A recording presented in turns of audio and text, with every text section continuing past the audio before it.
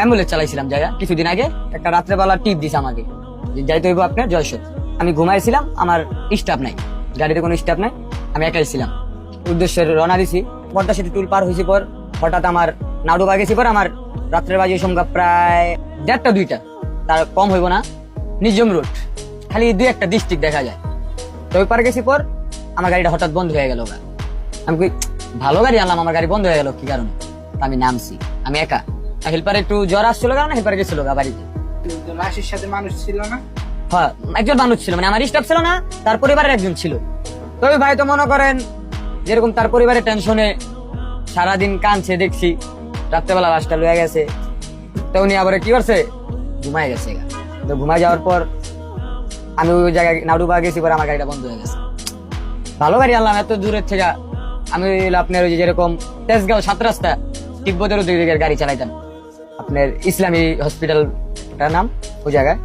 তো ওখান থেকে আসছি, পরে আমি এত দূরের থেকে আমি আসলাম, আমার গাড়িটা কিছু হইলো না। নাডুবা পার হওয়ার পরে নীরব জায়গা আসার পরে আমার গাড়িটা কি কারণে খারাপ গেল। তা আমি নামছি, নামার পরে চেক দিলাম, চেক দেওয়ার পরে আবার উঠছি।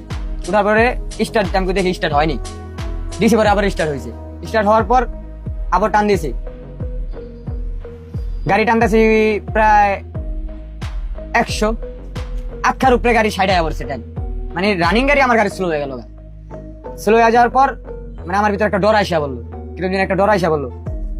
অন গাড়ি আমি সোজা ধরে রাখি স্টার্টিং, আমার গাড়ি খালি নাচে, মানে আমার দ্বারা লাগতেছে দিন ভিতরে দিন নাচতে আছে গাড়িটা। আমার এরকম কথা আছে, আমার ভিতরে লাগতেছে না, আমার লাস্টের ভিতরে দিন কেউ অন্য কোনো লোক জীবিত আছে ওরকম লাগতেছে। তা আমি আবার আমার পাশে যে ছিল ওনারা আমি ডাক দিছি। ডাক দেওয়ার পরে বলতেছি যে ভাই একটু উঠেন।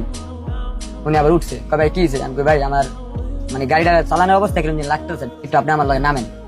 নামছে, নামার পরে ভিতরে খুলছি, খোলার পরে আমি দেখি না লাশ যেভাবে মানে ধোয়া সেভাবে আছে, কিছু মানে লাগে। আবার টান দিলাম, ভাঙ্গা গেছি পর আবার একটু লাগলো, মানে আমার ভিতরে একটা আতঙ্ক ডর আইসা বললো।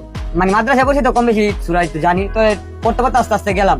ভাইটা আবার পর্যন্ত এক 4 দোকানে থামাইলাম, থামায়া কিছুক্ষণ বিরতি নিলাম, মানে আমাদের কিরকম অস্থিরতা লাগতেছিল। বিরতি নেওয়ার পর চা পানি খাওয়ার পর আবার উঠছি। উঠার পরে গেছি, মানে আমার ওই 2-3 বার আমার ইয়া করার পর আমার আর ইয়া হয় নাই। আমি যাওয়ার পরে পরবর্তীতে লাশ নামাই দিয়ে আসছি। মানে যাওয়ারতে যেটুকু ডর না লাগছে, আসার সময় আমার একটা বেশি ভয়টা বেশি লাগছে। মানে আমার বলতে আছে এটা তুই আমার কই লইয়া যাস, মানে আমার কানে আসতে সেরকম একটা আওয়াজ, তুই আমার কই লইয়া যাস, তুই আমার বাসায় নামাই যা। আবার গাড়ি থামাইছি, রোডে গাড়ি যা পাবলিক আছে, গাড়ি ঘোড়া আছে, খুলছি। তা আমার গাড়ির ভিতরে তো কেউ নাই, মানে আমার দ্বারা লাগতেছে আমার মনে হইতেছে গাড়ির ভিতরে আমার লাশ রয়ে গেছে। পরবর্তীতে আয়সা করছি, আয়সা এরকম কোম্পানির বললাম, মানে আমার ভিতরে মানে অন্যরকম একটা ইয়া বলো। আয়সা করে আমার জ্বর আয়সা বসে। ওনারা বলছে যে এটা এরকম হয়, অ্যাম্বুলেন্স যারা চালায় কম বেশি অনেক লোকের ক্ষেত্রে হয়।